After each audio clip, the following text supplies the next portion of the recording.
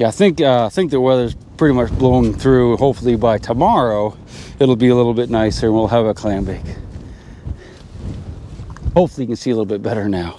Okay. So the wind has finally laid down, as they say up here, down east.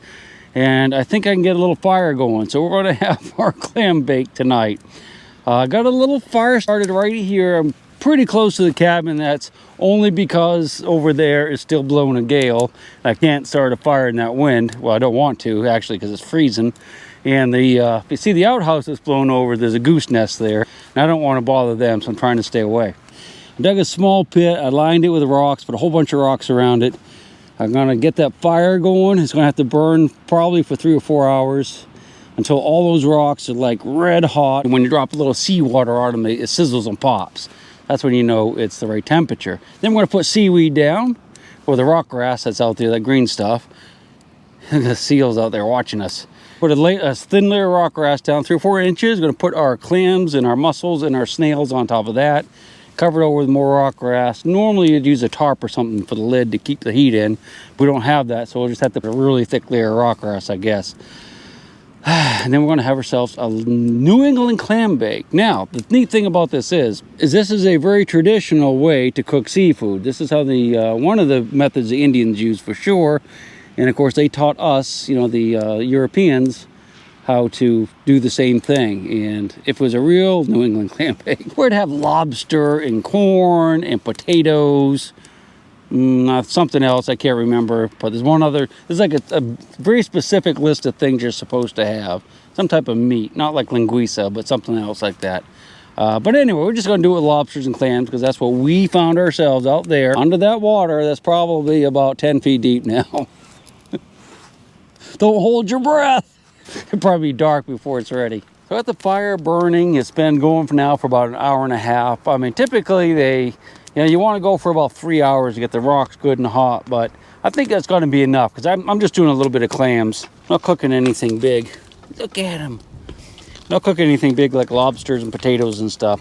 So I'm going to let this burn down. I'll kind of keep stirring it around, and then I'll pull the coals out, and we'll do the rockweed, which I still haven't gathered yet. I guess I should put on my shoes. I want to get this done before it gets dark, which will be, we got plenty of time. All right, we'll be back with you as soon as I'm ready to put some stuff on that fire. Okay, I think the fire has been burning. It's been burning for a couple hours. It should be hot enough. Now what I'm going to do is rake all these coals and stuff out of there with this old handmade paddle. And then I'll show you what I'm going to do next. So just hold tight. Okay? So what I'm going to do is get a little bit of water to test the rocks. It's in bubble. Yeah, it's not really that hot. Yeah, there it is. Those are good. All right, so the rocks are hot enough, I think. Okay, I'm going to have to talk you through what I'm doing here because my GoPro messed up. I'm putting rockweed on the hot rocks, 3 to 4 inches deep. I should actually have put it deeper than what I did in this video because I burned the food just a little bit. Because the rocks are really hot. I also should have rinsed off the mussels and clams in water to get some of that grit off of them. It didn't really cause me a problem, but it's just unsightly. Most people will put those in like a bag or something so they're not loose like that. Pile more rockweed on it and just keep piling it up high. Put as much as you can on there. I kicked some rocks, hot rocks in closer and on top. Probably shouldn't have done that because I did crack a few of the mussels and clams, and I got it too hot, so I didn't really have to do that. But just pile it on high, and when you're done, most people will put like a tarp over it to help keep the steam in, help keep the heat in. Now I had those rocks so hot I didn't end up needing to actually do that, but a lot of people do that to make it cook faster as well. Just a couple quick clips of me collecting the rockweed. All you have to do is go down there and grab that stuff and just rip it off the rocks and stuff it in a bag.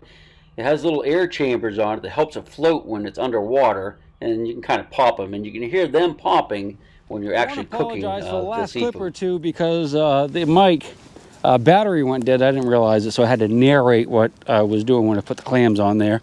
Let's go ahead and pull the weed off. I think it should be done. Put them in a bucket if they are. I hope they're done because it's getting dark and I want to go to bed when it gets dark. Ow! Ow, ow, ow, ow, ow, ow, that's hot. Let me go get something to pull that weed off of there real quick. Okay, this is going to be kind of subprime, but this is all I could find. I don't have any tongs in the cabin there for some reason. I found this on the beach. All right, let's see what we got. Ooh, it looks hot still, doesn't it? Yeah, it does. Come on, get off there. Wish I had some tongs, or actually some gloves would be fine, but I don't have any gloves. See, seagulls out there talking. They want something. Oh, I forgot I put some rocks on top too. That's why I was having a hard time. Woo-wee! Boy, can you still see? I hope so. I couldn't see. Gosh, I need some gloves. Chig needs some gloves. Do I dare to grab it? Yeah, it's not too bad. There we go. All right, it should be done, I hope. You know what I'm going to do? I'm going to go ahead and have to turn this camera up. Almost out of card, and my battery's really not charged yet.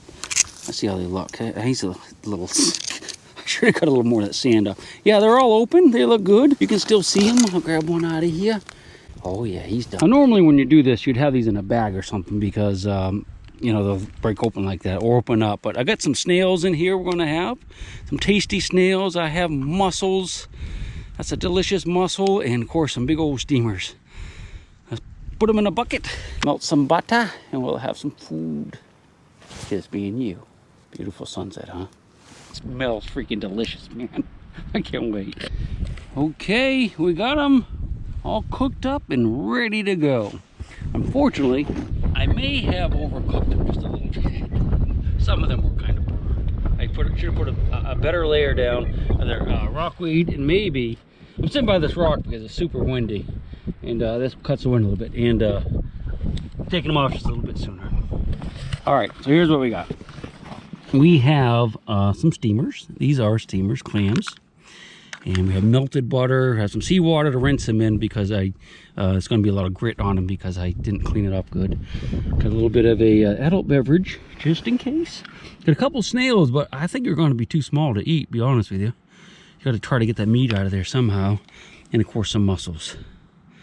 What do you say? You want to dive in? Let's do it together. Okay, let's just take a steamer. Oh, yeah. What you want to do is you eat all of this, you need to pull this stuff off of the neck though. And that, my friend, is fit for an otter. I'm just going to dip him right into the butter. So he doesn't have any grit on him, I can tell. Oh yeah, now we're talking. You ready? Oh, it's going to be so good. It does not get any fresher than that. Oh my gosh. I think I outdid myself. I think we might have to go get some more. Problem I had was it's so windy that I don't have any gloves. Yeah, butter. Oh yeah, Bubba. Oh yeah. Man. That's good. A little bit crunchy, but not bad. Let's try a mushroom. What do you say? I think the barnacles hurt too much. He's a little overdone. Alright. Oh, there you. The butter. Oh yeah.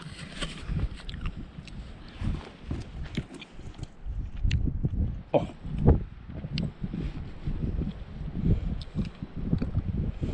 I can't believe I haven't been doing this every single night with about 10 times as many clams.